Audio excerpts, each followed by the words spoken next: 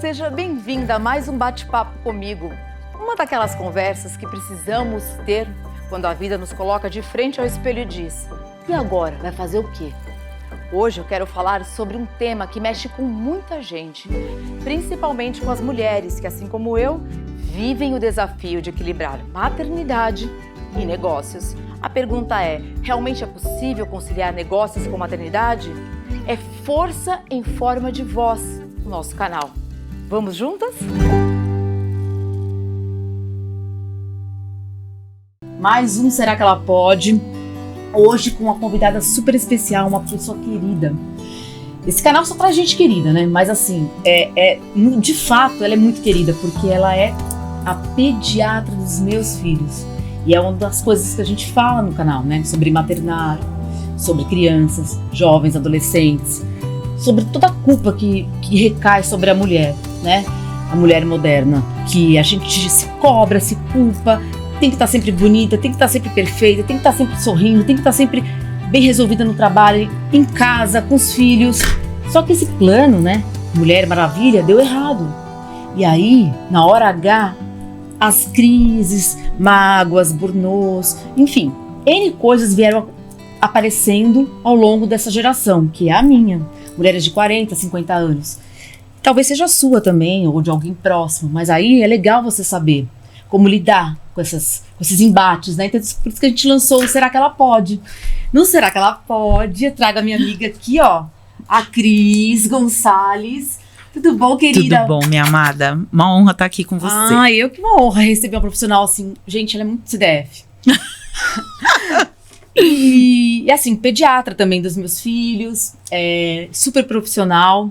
Eu a conheci, pra vocês terem uma noção, quando eu tava grávida do primeiro filho, e eu fui conhecê-la pra ver se eu gostava dela, sem neném nenhum ainda, só analisando minha barriga, né? Espetáculo. Foi lindo o encontro. E aí, desde lá até hoje, ela tá mandando mensagem pra mim, trocando coisas na madrugada.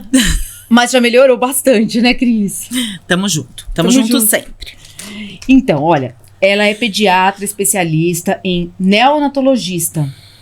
É isso, Cris? Isso, neonatologia. Neonatologia. Cristiane Gonçalves Fernandes. Conta um pouquinho pra mim quem é você, porque pra mim isso é tudo de bom. Eu sou uma pediatra, eu fiz a medicina, os 6 anos, fiz 2 anos de pediatria, 1 ano de UTI pediátrica e mais 3 anos de UTI neonatal. Hoje em dia, o meu foco mais é o consultório mesmo, amor. É, né? É. Hoje eu levo meus meninos, por sinal. Me conta aqui, Cris, assim, como o nosso canal tem esse tema que abre pra mulher, pra mãe, pra dor, pra criança, pro jovem, né? A gente estava falando sobre alguns marcos do desenvolvimento, né? Neuropsicomotor infantil. Isso. Né? E aí, quais são as principais marcas motoras que a gente pode esperar de um bebê de 6 meses de idade? A mãe tá surtada lá, né? 6 meses no baby blues, mas tudo bem. A gente tem que se atentar à criança, né, Cris? Eu acho que quando a gente fala de desenvolvimento neuropsicomotor, são 4 parâmetros importantes que a gente precisa levar em consideração. A parte motora global, a parte motora fina, o cognitivo, que é como essa criança interage, né? Olhar. Tudo, e a linguagem. Então, assim, se eu for falar especificamente aos 6 meses de idade, quais são os parâmetros importantes que eu tenho que considerar? Do ponto de vista cognitivo, normalmente é uma criança que já reconhece o próprio nome, então você chama a criança pelo nome, ela atende. Da parte motora fina, é uma criança que já pega um objeto com uma mãozinha e transfere para outra. Ai, tô lembrando dessa fase. Da parte motora global, é uma criança que você coloca ela sentadinha, ela já senta por alguns segundos, mas depois ela cai, né? E a linguagem, ela ainda tem apenas um balbucio, às vezes é dupla sílaba, uma mamã, papapá. Então, basicamente, são esses parâmetros aos 6 meses, tá? E assim, para a criança andar, começar a dar os primeiros passos, né? Que dizem que é a partir do 6º mês, né? Em diante. Andar Andar. Andar, na verdade, se a gente for ver, o marco do caminhar, passo frontal sem apoio, seria por volta de 12 meses. Mas assim, gente, vai ter neném que vai caminhar o passo frontal sem apoio com 10 e vai ter criança que vai fazer o passo frontal sem apoio com 18 meses. Então, isso realmente gera muita angústia. Por exemplo, eu chego com um bebê de 1 aninho que ainda não está caminhando sozinho. E a mãe fala, doutora, será que meu filho está atrasado? Você precisa avaliar esse bebê como um todo. Se a gente for dar uma passada rápida, por exemplo, falando exclusivamente em motor global. Então, geralmente é um bebê que sustenta a cabeça aos 3 meses, senta por alguns segundos com 6, engatinha com 9 e anda com 12. Nossa, mas a minha criança tem 1 ano e 3 e ainda não caminha. Aí você precisa olhar a criança como um todo, porque não necessariamente ela está atrasada. Às vezes ela está apenas desenvolvendo. Você tem um range que você pode considerar normal para a criança ter aquela aquisição ou não. Entende?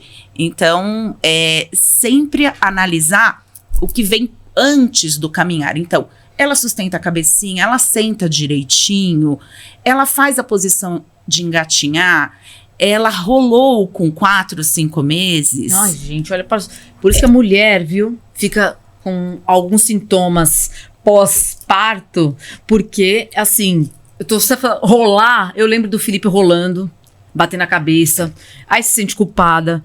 Aí eu lembro que eu ligava pra você perguntando, Cris, ele caiu. Ela falou, você, de quantos metros, Cris? É do lembra que a gente falava? É do trocador até o chão ou é de uma escada? Eu falei, não, é só daqui, né? Assim. Então, assim, tudo isso sempre gera muita angústia. Muita. Então, assim, até para as pessoas ficarem tranquilas. Às vezes eu tenho um bebê de 12 meses que ainda não caminha sozinho, mas isso não significa um atraso. Significa só que essa criança está elaborando. Então, você tem que ver postura, tônus. Se ela, por exemplo, Cris não anda, mas eu já o peguei em pé no berço. Então, eu sei que essa criança tem a habilidade potencial, né? de ficar em pé. E aí, desenvolver o passo, isso varia um pouco de criança para criança. Eu, por exemplo, eu tenho 2 filhos. Um andou com 1 ano e outro andou com 1 ano e 3. E não significa que o que andou com 1 ano e 3 tem algum problema, né? Tá? Mesmo o filho da pediatra. Ela também é mulher, né? Nós somos mulheres, mães, né? E assim, a gente vai falar sobre essa questão das crianças, dos bebês, até porque a gente vai falar sobre a linguagem, né? Da criança, que a gente espera a importância da gente observar o sorriso, enfim, toda essa parte social, né? Mas a gente nunca esquece da mãe. Eu falei pra Cris, né? A gente nunca esquece a mãe que tá lá por trás, que é você, que sou eu, que a gente quase morre, né, de emoção quando vem uma notícia ou uma possível virose, uma possível não sei o quê. Sim. E temos bebês pós-pandemia, né, que foram esses de 2020 pra cá, do qual eu fiz a participação especial com o Felipe, né? E assim, o Felipe, ele era uma criança muito ativa, muito fora da curva, assim, do que esperava. Então eu não conseguia nem controlar. E aí eu ligava pra Cris pra ela me ajudar a ver se ele tinha problema ou se ele era muito agitado mesmo, né? Era agitação, era o quê? Era superdotação? E aí vem a outra parte, né? Porque, por exemplo, do mesmo jeito, será que meu filho tem um atraso? Ou se a criança realmente ainda não atingiu algum marco do desenvolvimento, nossa, será que ele tem TDAH? Porque é muita informação, né? Ou até alguma suspeita de autismo, que hoje é um fantasma que assombra vocês, né? E, classicamente, o que a gente viu? Pós-pandemia, veja bem, as crianças realmente, elas foram expostas a um meio que não favorecia o desenvolvimento neuropsicomotor. Então, vamos lá. Linguagem. Como é que eu desenvolvo linguagem? Eu tenho que ouvir. Então, essa criança tem que ser exposta à conversa, à música, à historinha. E eu sempre falo uma coisa interessante. Às vezes chega uma mãe com uma criança de 2 aninhos, fala, doutora, mas essa criança, ela não tem que estar juntando 2 palavrinhas? Então, antes da gente entender se essa criança tem algum atraso, a gente precisa avaliar outros parâmetros. Por exemplo, o que essa criança entende? Ela entende uma ordem? Você fala assim, fulaninho, pega a boneca pra mamãe. Ele vai lá e pega a boneca. Então, ele tem uma linguagem receptiva, formada. Ele entende o que você pede. Até aí, articular a fala, o que eu sempre falo pra vocês? Às vezes, tem criança que precisar falar. Porque se a criança tá em casa, com o pai, com um cuidador, às vezes eles... Você já meio que entende o que aquela criança quer, você fornece o que aquela criança quer e você não nomeia. E aí a criança acaba não sendo estimulada a falar. Então, por exemplo, se ele aponta o filtro, você olha... Como que teria que ser, por exemplo, é água que você quer e você tem que articular essa palavra muito bem. Gente, na pandemia foi difícil mesmo. Essas crianças foram pouco expostas a conversas, a diversidade, a ambientes onde ela via muitas pessoas conversando. E o pior, acabou sendo exposto à tela. Que por mais que você escute, você tá lá só recebendo, você não tá interagindo. Eu acho assim, honestamente, o assunto tela é um assunto que a gente teria que encarar com muita seriedade. Sim. Porque atrapalha não só o desenvolvimento da linguagem, atrapalha os outros parâmetros, o cognitivo, o motor fino e o motor global. Pois é. O Cris, você sabe que esse assunto eu trago também no podcast, né? Bastante. Teoricamente, a criança não deve ser exposta à tela até 2 aninhos. Eu sei que é muito difícil, mas eu acho que é uma meta que a gente tem que tentar cumprir da melhor forma possível, tá? Aí de 2 a 5 aninhos seria no máximo 1 hora por dia e acima de 5 aninhos no máximo 2 horas por dia. Até pra gente. Até pra gente, né? Você vê como que mexe com a saúde mental? Até pra gente, porque não tem jeito, gente. Quando você vê, você tá lá rodando o feed, vendo, é legal. Só que para o cérebro, isso não é bom. Olha, gente, a segunda especialista que eu trago, já falei aqui também com a Lê, que trouxe aquele escritor britânico, né? Que escreveu justamente um livro afirmando, né? Qual que era o nome dele, Ri? Você lembra? John Hyatt. Bom, enfim, a gente vai pesquisar aqui e aí ele fala sobre isso, fala emburrecimento da tela. Criança de 9 a 13 anos, eles estão com neurônios ainda fechando aquela parte global aqui da frente do cérebro, né? O desenvolvimento do córtex ainda não está completo. Não tá. E aí é onde eles são mais expostos a telas. Aí tem um movimento que eu faço parte, né? Pra variar, né? Que são de mães que querem retardar as telas pros filhos. Sim. Sabe? Tablet e celular, só com 16 e 18. Seria o ideal, né? Eu tenho feito isso em casa. Seria o ideal. Mas eu tenho tido algumas retaliações. Por exemplo, eu sei que a geração dele é de telas. Então eu tenho que deixar ele acessar, porque ele tem um grupo, né? Que tem que ser aceito, validado. Às vezes até, sei lá, alguma coisa, algum trabalho de escola que as crianças têm que usar. É complicado isso, gente. Eu deixo ele usar, mas eu faço trocas. Eu uso esse sistema, né? De trocas. Então você vai usar, mas à noite você vai ler um capítulo de um livro que você goste. De futebol, do que quiser. Um livro que ele goste. Por quê? Porque eu falo, à noite é 0 tela aqui em casa. Até pra dormir, até pra criar, né? Esse hábito, essa condição. Você precisa desacelerar o seu cérebro. E aí eu falo, não, você vai querer fazer... Eu tenho umas troquinhas com o João Vitor. Ele é muito bonzinho, mas... Em comparação com o Felipe, assim, ele não é muito rebelde, mas assim, pequenininho, ele dava os trabalhos que uma criança, né, de 2 anos dá.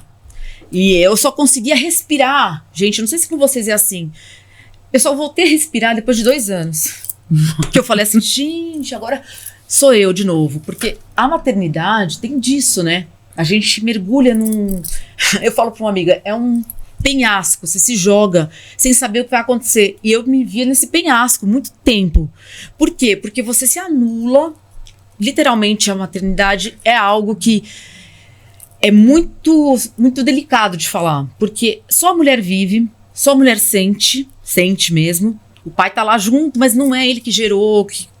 Enfim, não é intrauterino, né? E até isso, você fica se culpando, né? Você fala, será que o meu filho não tá falando porque eu deixei de fazer alguma coisa? Exato. Ou, será que não tá andando porque eu deixei de oferecer?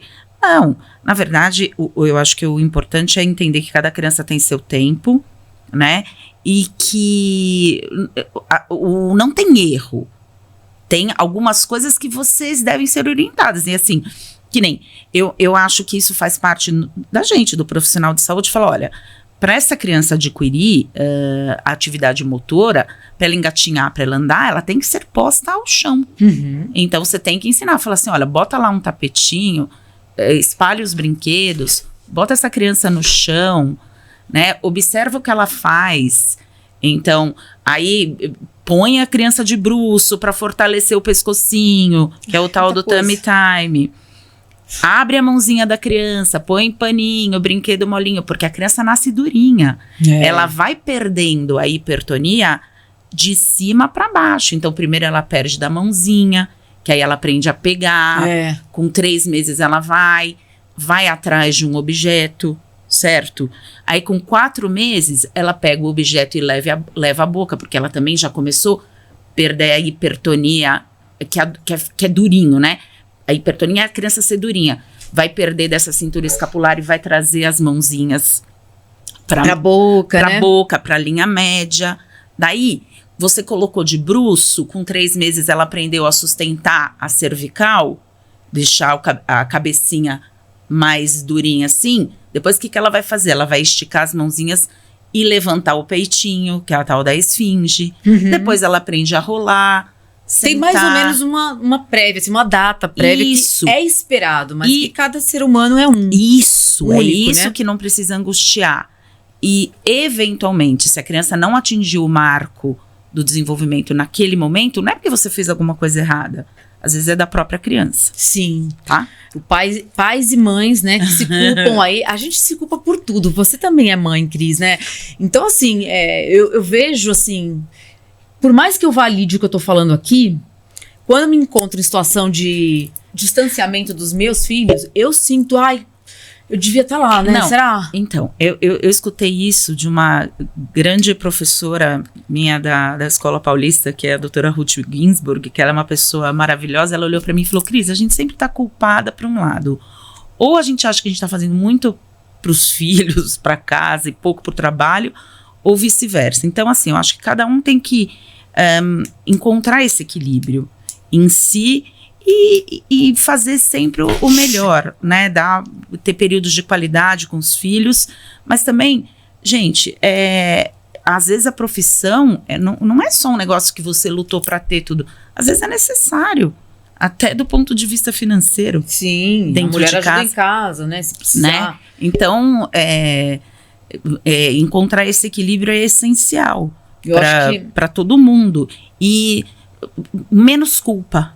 Eu acho que... Só terapia. Menos culpa. Não precisa de tanto, sabia? A gente não precisa, mas a gente não foi avisado, né? Por exemplo, eu tinha muitas angústias. Eu falava assim, gente, será que eu tô fazendo a coisa certa? Exato. Será que a menina ir dormir na minha cama é um absurdo, né? Tem pediatra que vai me matar.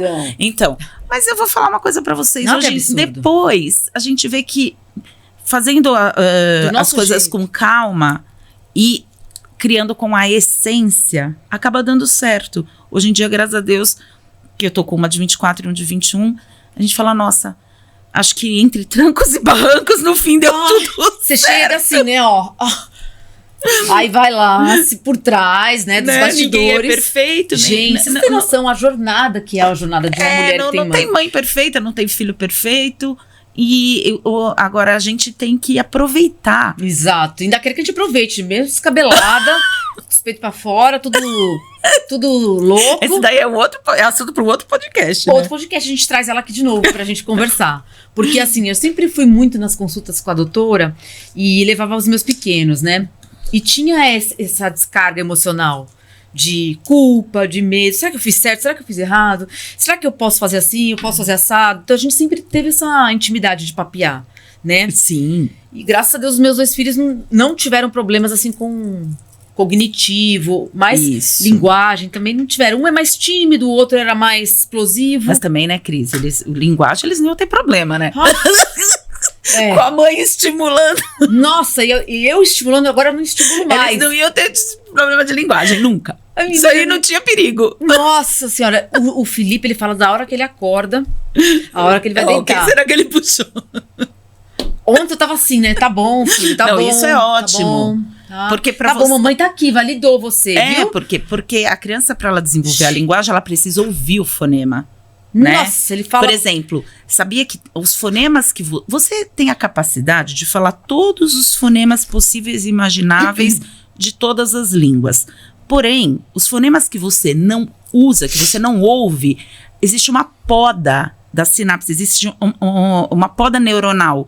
Você nunca mais vai conseguir. Então, por exemplo, tem alguns em alemão, em chinês, whatever, que você não vai ouvir e você tinha a capacidade de desenvolver, mas você não vai desenvolver. Porque você não ouviu e tem que ouvir precoce. É, né?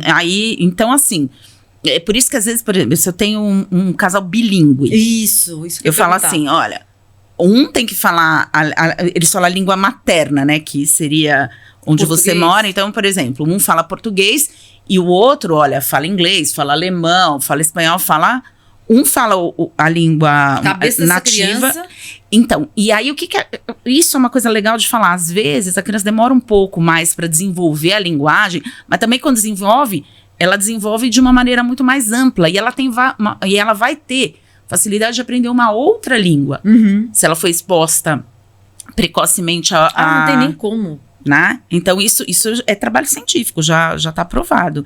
Então, quem puder, fala a língua nativa, materna, whatever, e o outro fale a outra língua com a criança, porque isso vai ser benéfico, tá? Sim. Ela pode ser que demore um pouquinho mais para falar, mas não tem problema. Dizem até que crianças que falam idiomas, mais de um, né? E seguem a vida adulta. Elas têm facilita, né? Facilita, não, e não tem menos Alzheimer. Tem alguns estudos assim. Porque você vai estimular mais partes do cérebro fazendo isso, né? Ou, por exemplo, escovar o dente com a mão esquerda. Essa eu aprendi agora, viu, gente? Mas é pra mim essa. Pra criança, eu acho que era melhor deixar ela desenvolver primeiro essa habilidade motora, para depois desenvolver. Então, se ela é destra, deixar ela ser destra. Se ela é canhota, deixar ela ser canhota. E depois, quando tiver isso bem estabelecido, aí ela pode treinar a outra mão. E me fala uma coisa, desses mitos e verdades. A mão, quem nasceu de 8 meses é mais inteligente? Quem escreve com a mão esquerda é um pouco mais inteligente? Assim, Eu cresci ouvindo isso, tá? Na verdade, vamos lá. Algumas coisas. O bom é nascer de 40 semanas, Tá. né? 8 meses seria 36 semanas. É pior para o desenvolvimento neuropsicomotor. Teoricamente, é pior você nascer Sim. antes, Do que... 4 semanas a mais na barriga, porque você tem o desenvolvimento cerebral ainda ocorrendo nesse final da gestação. Então, o melhor é nascer de termo. Agora, ser o mais inteligente, isso eu acho que é aquela velha história. Por exemplo, depende da genética, depende do ambiente que você vive, depende dos estímulos que você foi submetido, entendeu? Então, o potencial tá em todo mundo. Você pode... Agora, a criança tem que ser estimulada. Por exemplo, eu já tive crianças que tinham um atraso. Nossa, Cris, não anda, não senta, tal. Mas por quê? Porque era uma criança que ficava muito no colo, era uma criança que ficou preguiçosa, que não era colocada ao chão, não tinha estímulo para desenvolver, né? E outra coisa também, quando as crianças ficam maiores, vamos lá, o ideal é que brinque ao ar livre, que pise descalço numa terra, numa grama. Depois toma Anitta, né, doutora? Não fala nada não, deixa pra lá. Né? Então, tudo isso faz parte do desenvolvimento neuropsicomotor, né? Mas então, Cris, olha só, tem o que ocorre, assim, né? Pelo menos pro meu maternar, sempre foi muito aberto e muito de doação com você. Eu sempre te contei tudo, né? Que passava na mãe, na mulher Cristina. E os embates que eu sentia, assim, quero perder peso logo, quero dar de mamar, mas se eu não quiser, não posso falar, entendeu? Para os outros. Tem essas dores, essas vergonhas. Você não pode ter depressão pós-parto, porque é uma coisa que você queria. Como assim? Não, eu depressão acho que pós-parto. E se vai falar de depressão para alguém? Eu acho que o pediatra ele tem que estar aberto para não julgar escolhas, né? Então, lógico, a gente amamentar é importante, mas se a mãe ela não tiver psicologicamente bem, a gente também não vai tirar essa culpa dela. É importante, foi muito importante para mim, porque eu também queria ter o filho. Não precisa, né? Filho. Quando o negócio veio, ele vem te atropelando. Assim, ó, te atropelando. Deixou e isso que eu me preparei pra maternidade, foi desejada. Ainda rolou uma internação no Natal, né? Lembra? Meu filho pegou uma internação com 3 meses, nem tinha, né? Não tinha 3 meses ainda. Não tinha 3 meses de vida no Einstein. Senão não tinha internado. Ai, passei o Natal no Einstein, gente. Você não tá entendendo com essa pessoa aqui. Então eu lembro, assim, de histórias, de sustos, de coisas que te desconstroem inteira. Porque isso que eu vivi com o João Vitor, eu falava assim, eu nunca mais vou ter filho. Eu nunca mais vou ter filho. Eu vou lembrar desse momento trágico aqui, eu no hospital. E assim, o medo, né? A insegurança, tudo isso. Aí quando ele saiu, voltou zeradinho, aí você fala, mas daqui a pouco é um olho que não sei o quê, daqui a pouco é não sei o que lá, que não funcionou. Aí pegou uma virose, pegou não sei o que lá. O negócio vai te engolindo, vai engolindo a mulher. E assim, pra gente que gosta de ser mãe e também trabalhar fora, ter suas prioridades, ter o seu momento com seu marido, ou ter seu momento com as amigas, com a mãe, a gente sofreu, porque a gente ficava sempre se culpando, né? Se contrata uma babá, ela não faz nada com a criança, sabe? Ela deixa na mão dos outros. Ou se põe em creche, porque creche, você nem sabe quem vai trocar a criança. Eu, no meu caso, peguei uma babá, né? Porque eu achei que eu era forte, mas aí eu vi que não era. Eu ficava muito tempo sem dormir. E não tem nada demais você pegar uma babá. Exato, desde ela que desmistificou, só sabe? que eu acho que você precisa, uma coisa, alinhar com a babá, esse tipo, como você vai oferecer esses estímulos, combinar com a babá. Então, olha, eu quero que você coloque o neném no chão. Eu não quero que você fique dando tela pro bebê, né? Tem que ser combinado, né? Porque, vamos lá, depois pode haver algum atraso mesmo, por até falta de estímulo. Não, ele começa a falar que nem ela, pega os trejeitos dela, gente, show de horror. Aqui é realidade, hein? Maternidade real. Real, sabe por quê? Porque todo mundo vem de uma mulher num pôster na rua, linda, maravilhosa, magra, maquiada, com um nenenzinho assim, ó. Gente, isso aí é propaganda. Porque enganosa ainda.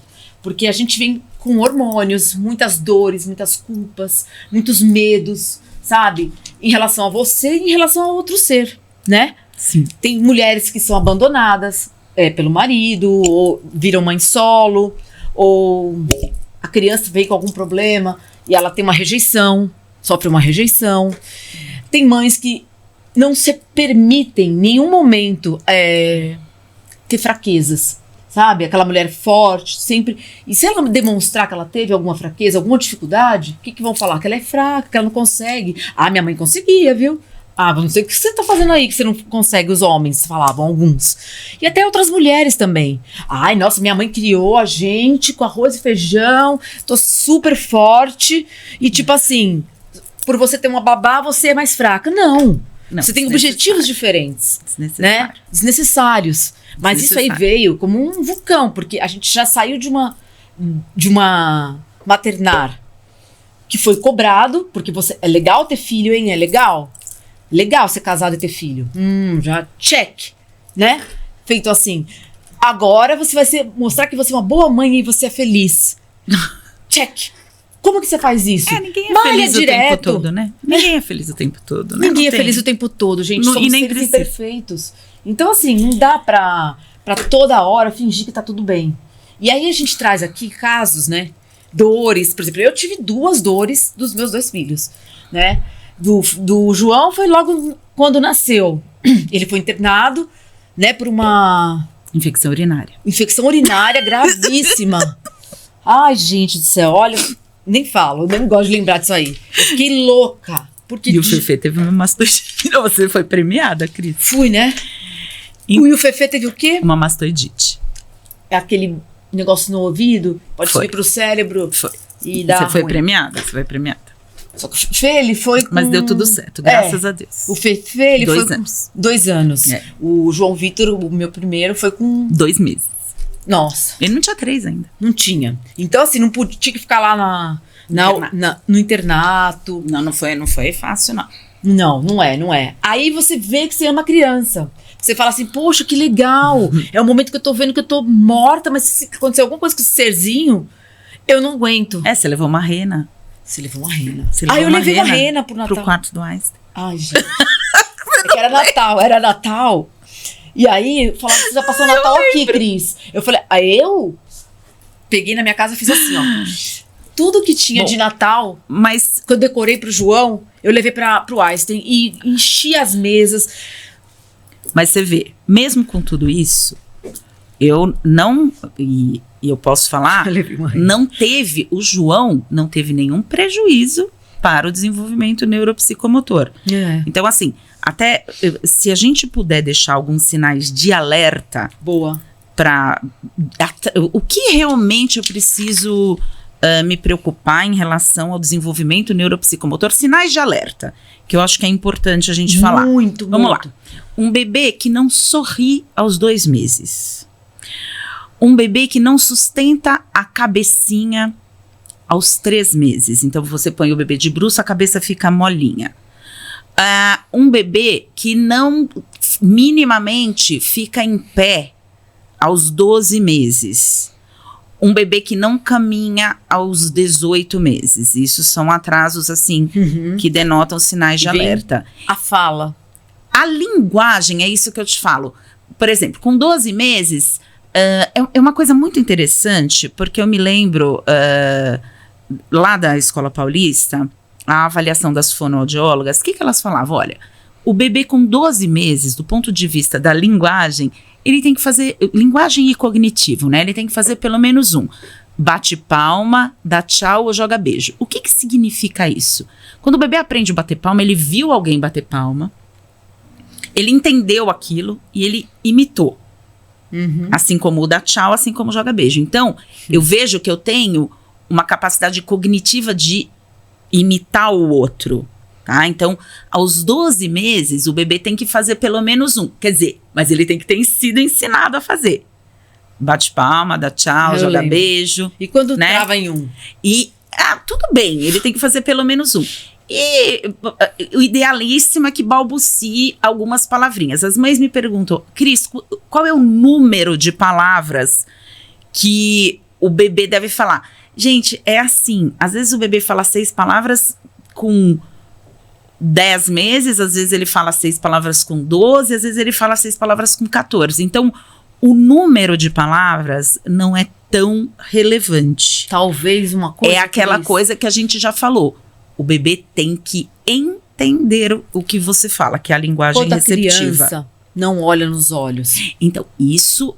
já é um sintoma de... Isso.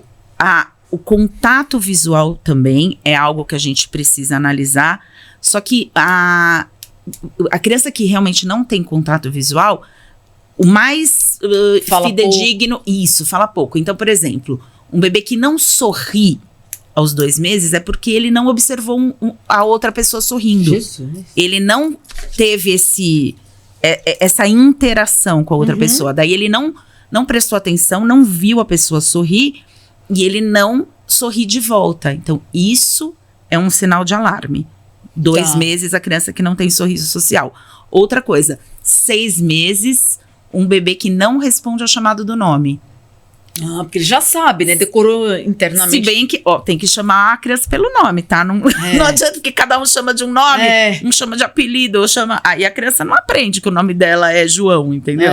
Enfim, então tem que chamar a criança pelo nome. É um reviver, assim, né? E eu acho que o outro alerta que a gente fica, o que pode atrapalhar o desenvolvimento neuropsicomotor de uma criança? A meu ver, hoje em dia, o número 1 é a tela. Para todos os parâmetros. Tá? Número 2, não ser exposto a situações. Então, não vai pro chão, não escuta uma historinha, não brinca ao ar livre, não anda descalço, né? Então, são fatores que podem, digamos assim, atrapalhar o desenvolvimento neuropsicomotor da criança. E como as escolas demoraram para abrir, né? Escolinhas, creches, por conta da pandemia, o bebê ficou muito em casa. Não, né? Então, você pode ver, pós-pandemia, pega os consultórios de TO, fono, psicólogo, psicopedagoga, assim, tá tudo lotado, entendeu? Então, realmente, houve um impacto no desenvolvimento das crianças nesse momento, né? Demorou-se muito para reabrir a escolinha e as crianças também não foram expostas ao que elas... Não, eu lembro que o Felipe, há 2 anos, não tinha pegado uma virose. Não. Quando pegou 20. Né? Assim, por quê? Porque não era exposto. Tinha medo de sair de casa pelo Covid, né? Então, assim, a gente fez uma bolha familiar, mas... E não teve interação com outras crianças, né? Porque eles aprendem muito. Muito, muito. Né? Com as outras crianças. Então, deixa eu te falar uma coisa, né? Eu tenho 2 filhos, assim como você, Cris, mais velhos, né? O dela também se chama João Vitor, né? E eles têm características muito próprias deles, né? Um agora tá pré-adolescente, o outro tá menininho, né, no meu caso. E são fases diferentes que eu tô vivendo. Então eu tô revivendo o João Vitor no Felipe. Porque ele tá com 5 aninhos. E os 5, 6, até os 7 aninhos do João Vitor, eu acompanhei assim, mergulhada, sem pensar em mais em nada. Esqueci trabalho, esqueci tudo. E aí, depois que vi ele crescendo, eu falei, acho que eu quero outro. Sempre sonhei em ter 2, vamos tentar. Se der, deu. E foi. E veio. E eu acho que uma coisa interessante quando você tem 2 filhos, que a gente fala no consultório, fala assim, olha, não compara uma criança com a outra. Eu comparo, né? Direto. Então, a gente comete essa fala. Você fala assim, nossa, mas olha, um fazia isso nessa idade e o outro não tá fazendo... Será que tá normal? Um aprendeu a escrever o nome com 3, o outro aprendeu com 3 e 8 meses. Será que é normal? Uma outra coisa que as mães trazem muita angústia também é que quando que essa criança tira uma fralda? Ai, Jesus. Entendeu? Isso é uma coisa mais delicada ainda do ponto de vista de desenvolvimento. Vertentes, né? Porque o que eu explico para vocês em relação à retirada de fralda? O bebê, ele tem algumas fases. A fase que ele não tá pronto de jeito nenhum pra tirar a fralda, que faz xixi, faz cocô, não tá nem aí. A fase que ele avisa que fez, então ele fala cocô. E você vai ver, é mesmo. Aí, a criança estaria pronta pra tirar a fralda, não avisa que vai fazer. Então, ela sabe que ela vai fazer, ela vai pro cantinho, tudo. Só que isso é muito variável entre as crianças. Isso é uma coisa que gera muita angústia. Meu Deus, tá com 3 anos e ainda não tirou a fralda? Sim, pode ser normal. Às vezes é só noturna, né? A fralda noturna. A noturna, então, é normal. A noturna, pra mim, pode noturna, então, é normal até 5 anos. Entende? O João foi até 6, 7. Entendeu? E aí, mas uma hora pra outra parou. É isso. É maturidade, tudo maturidade isso. De perceber quem é seu filho. E a maturidade cerebral da criança mesmo, que às vezes a gente não deve afobar. A gente sem afobação, tá? Só liga pra doutora Cris 11h30 da noite. Doutora, o que eu faço? vai na farmácia e compra granado. É uma situação engraçada que a gente viveu, porque o Felipe que tava com dor de barriga e a gente não sabia o que era. Não ia com ele pro hospital, não ia. Pra vocês terem só um degustar do maternário, né? A gente podre em casa, eu e meu marido, e aí falou, Marcelo falou assim, liga pra doutora Cris. Resolve aí. Ela não é ela é, mas não é. Entende? Ela não vai sair da casa dela, vai vir aqui me render. Às vezes dá vontade de fazer isso pra vocês, sabia? Porque eu consigo entender a angústia. Cara, é muito louco. Inclusive, Cris, você lembra que o Felipe, a gente colocou ele no bumbo? Sim. Porque ele não tinha... Isso. A coluna? Isso. Então, pra criança aprender a sentar, você pode, no começo, apoiar as costinhas da criança com alguma coisa, porque quando você começa a colocar a criança sentada por volta de 3, 4 meses, ela não vai fazer nenhum apoio, né? Só fica parada lá. Por volta de 5 meses, eles começam a trazer o corpinho pra frente para fazer o apoio frontal, e 6, 7 meses que eles aprendem a fazer o apoio lateral para sentar adequadamente. Aí eu lembro que eu fui também uma vez na sua clínica e te perguntei, falei, Cris, você tá examinando meu filho. Aí eu falei assim, eu tô achando a cabecinha dele um pouquinho chata aqui atrás. Aí você foi olhar, falou, tem um leve de neném mesmo, né? De ter se acomodado na barriga e depois no travesseirinho no berço, bem... Uma coisa importante é isso, quando a criança dorme, bebê pequeno, alternar a posição da cabeça pra não amassar. Então, acho que a dele tava amassada. Mas desamassou. Desamassou. Mas aí são coisas que a gente percebe, vai vendo e vai, né? Que nem eu fui comprar o travesseiro que tinha ele só dormia com aquele travesseiro. Com o travesseiro tem um buraco no meio. Entendeu? Então eu tô falando isso, gente, porque eu sei que muitas sabem. Mas talvez grande maioria não se lembre mais. Porque são momentos tão gloriosos que a gente acaba descobrindo coisas, assim, do além, né? Eu ia na Alô Bebê comprar coisa, mandava trazer dos Estados Unidos, assim... o dentinho vai nascer. Passa a pomadinha não sei das quantas. Eu passava mais do que o normal, porque eu tinha medo mesmo. Nossa, ainda bem que eu tô sabendo só agora. Tá vendo? E aí, acho que, assim, de tudo isso que a gente falou aqui, sabe, Cris? A gente trata muito nessa parte da criança, cognitivo, depressão, mas a gente não pode esquecer de falar da mãe, eu acho. Isso. Que é o propósito do canal, né? Então, um conselho que eu dou pra vocês. Não comparem seus filhos. A gente sempre tem que comparar a criança com ela mesma, tá? Não existem regras fixas para o desenvolvimento neuropsicomotor. Cada criança tem seu tempo. Eu acho que o importante é vocês terem um pediatra que tranquilize vocês, né? E a gente, como pediatra, a gente tem que ter esse compromisso, não diagnosticar essas crianças com atraso nem de mais e nem de menos, tá?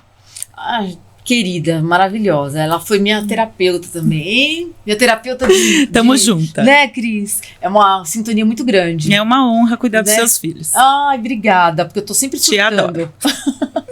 É nada, você é uma excelente mãe, já falei isso pra você várias vezes. É verdade. Não foi nenhuma nem duas. É verdade, Cris. Isso traz um alento enorme pro coração, viu? Todas nós somos boas, imperfeitas e tá tudo bem, não tá tudo bem. É só procurar ajuda e aí vai ficar. Não é não? Olha, gente, afinal, será que ela pode? Recebeu a doutora Cristiane Gonçalves, que eu falei que eu ia, lembra? Nas férias dela, eu falava assim, eu vou de helicóptero na sua fazenda. Se você sumir e eu não conseguir falar com ninguém, nenhum pediatra, você, entre ameaças e outros, surgiu essa amizade aqui, né? Isso. Um amor. Muito obrigada, foi um prazer imenso estar aqui. A gente vai trazer depois, mais pra frente, outras questões, e aí eu acho que vai ser super importante a sua fala. Muito obrigada, vai ser um prazer. Vai ser validativa, né? É Jonathan Haidt que falou o emburrecimento das crianças. Então, hoje a gente esteve aqui com a doutora Cristiane Gonçalves Fernandes, que também é pediatra, especialista em neonatologia. Isso mesmo, encantador. Deu virou a chave, né? Agora, pra esse mundo neonatal. Você não tava no neonatal. É que você me conheceu já no consultório. É isso. Mas é uma excelente profissional e a gente vai trazer ela para outros temas também, essa vertência, por exemplo. É o que mais tem: jovens, filhos, mães, mulheres, né? Aqui é uma caixinha de segredos, né? Só a gente sabe e passa e tem. Foi uma honra participar. Eu tô, assim, adorei vir. Pode me chamar que eu vou vir com todo prazer. Que linda, obrigada, viu, minha amiga? Beijo. Um beijo e, gente, não percam esse episódio, tá? Fantástico. Principalmente porque a gente é bem real, né?